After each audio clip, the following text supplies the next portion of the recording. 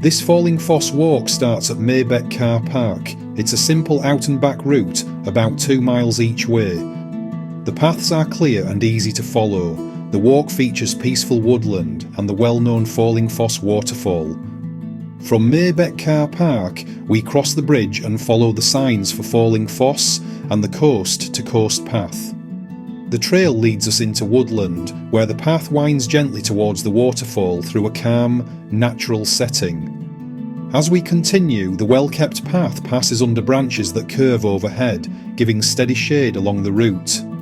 Further along, we walk past moss-covered boulders that stand out clearly against the woodland floor and fallen leaves.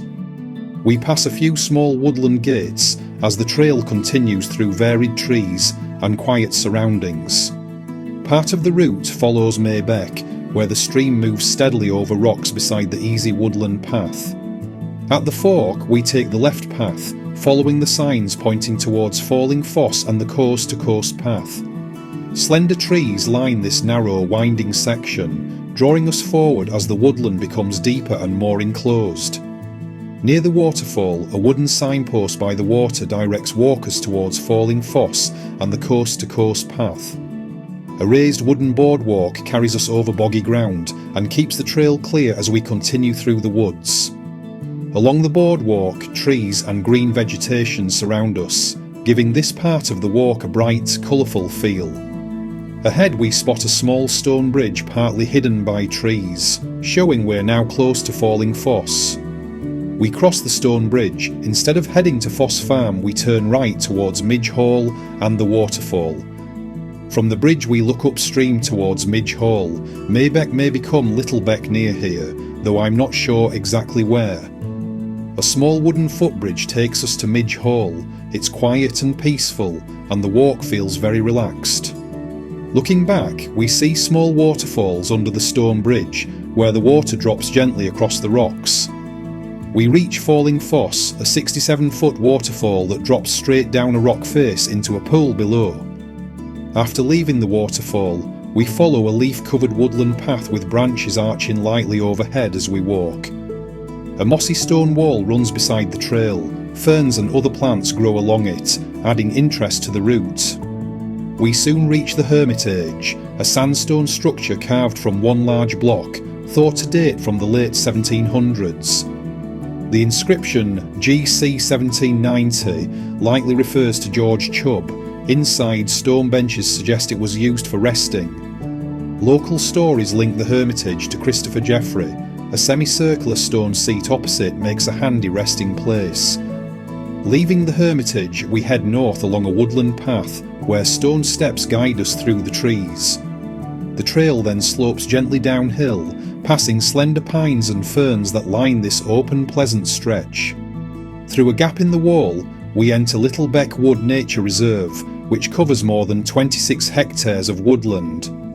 Improved boardwalks now cover older boggy areas, making this part of the walk far easier than it once was. We continue across these raised boardwalks, which keep our feet dry while we move through wetter parts of the reserve. We soon reach Fallen Giants, a carved wooden bench made from a fallen tree trunk and engraved with a poem. Nearby stands a carved stump with the initials AW and an acorn, honouring Alfred Wainwright and his famous walk. More signposts marked AW appear ahead. Wainwright's coast-to-coast walk runs 192 miles across northern England. Further steps lead us deeper into Littlebeck Wood Nature Reserve, adding another steady stretch to the walk. Littlebeck cuts through Jurassic shale, once quarried for alum. A nearby cave clearly shows the exposed layers of shale. A small waterfall drops over the dark shale, smoothed by years of flowing water shaping the rock surface.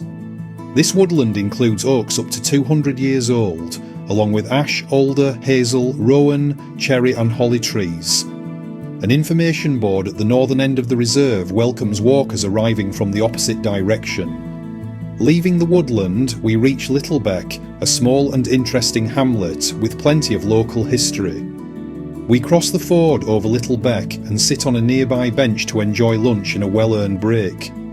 An interpretation board explains the hamlet's past, including its importance in the alum industry around 3 centuries ago. The Methodist Chapel, opened in 1890, still plays an active role in the community today. The old woodcarver's cottage, once the Bay Horse Inn, was home to Thomas Whitaker from 1944 until 1991. The kelp house helped process seaweed for alum production, an important part of the area's industrial history.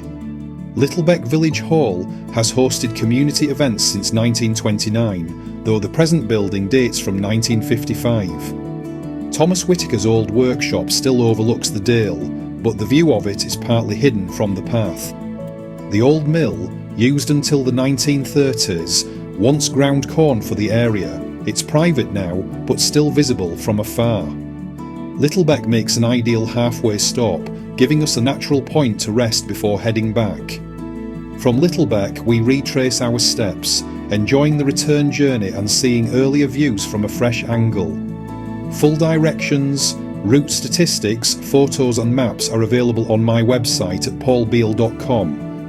You'll also find links to Ordnance Survey and Outdoor Active, plus a downloadable and printable PDF version of the walk. With its waterfall and varied woodland trails, Falling Foss is a lovely place to visit and a highlight of the North York Moors.